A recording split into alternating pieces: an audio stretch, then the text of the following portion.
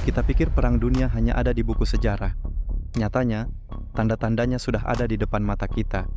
Inilah 10 fakta bahwa Perang Dunia III sebenarnya sudah dimulai.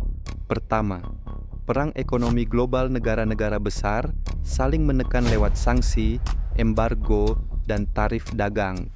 Amerika melawan Tiongkok dengan perang chip, sementara Rusia dijatuhkan Barat lewat sanksi energi.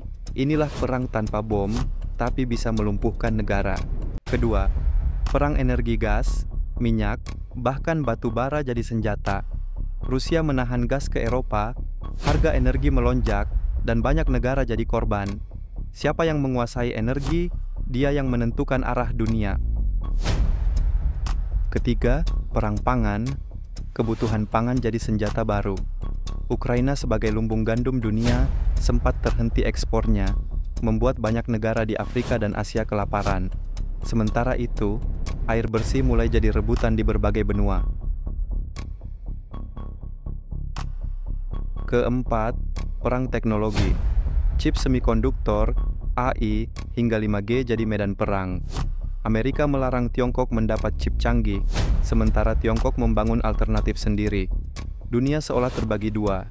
Siapa yang menguasai teknologi, dia menguasai masa depan.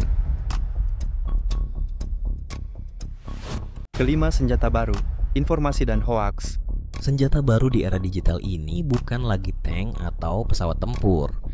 Kini hoaks dan propaganda menjadi alat paling mematikan.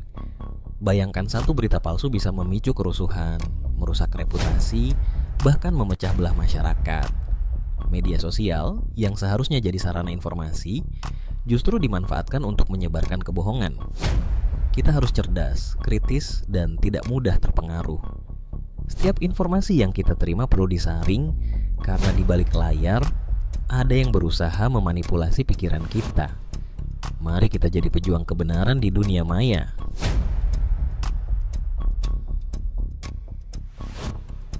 Keenam, pertarungan teknologi dan AI. Dalam era digital ini, pertarungan teknologi dan kecerdasan buatan telah mengubah wajah perang modern. Siapa yang menguasai data dan internet, dia yang akan mendominasi. Peretasan antar negara kini bukan sekadar tindakan kriminal, tetapi sudah setara dengan serangan senjata. Bayangkan, informasi yang dicuri bisa meruntuhkan ekonomi, mempengaruhi politik, bahkan mengancam keamanan nasional. Di dunia maya, setiap klik dan setiap byte data adalah senjata yang bisa digunakan untuk menyerang atau mempertahankan. Kecerdasan buatan menjadi kunci, memprediksi langkah musuh dan melindungi aset kita. Ini adalah pertempuran yang tak terlihat, namun dampaknya sangat nyata.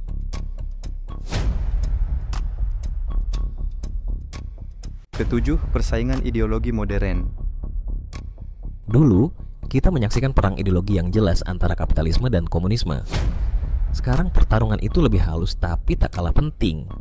Kita dihadapkan pada demokrasi versus otoritarianisme, di mana kebebasan individu seringkali terancam. Di sisi lain, globalisasi berhadapan dengan nasionalisme, menciptakan ketegangan antara keterhubungan global dan identitas lokal. Dan jangan lupakan pertempuran antara budaya lokal dan budaya luar, di mana kita harus memilih antara melestarikan warisan kita atau mengadopsi pengaruh asing. Ini bukan hanya pertarungan ide, tapi juga tentang siapa kita sebagai masyarakat di era modern ini. Kedelapan, negara kecil jadi korban. Negara kecil seringkali terjebak dalam permainan besar kekuatan.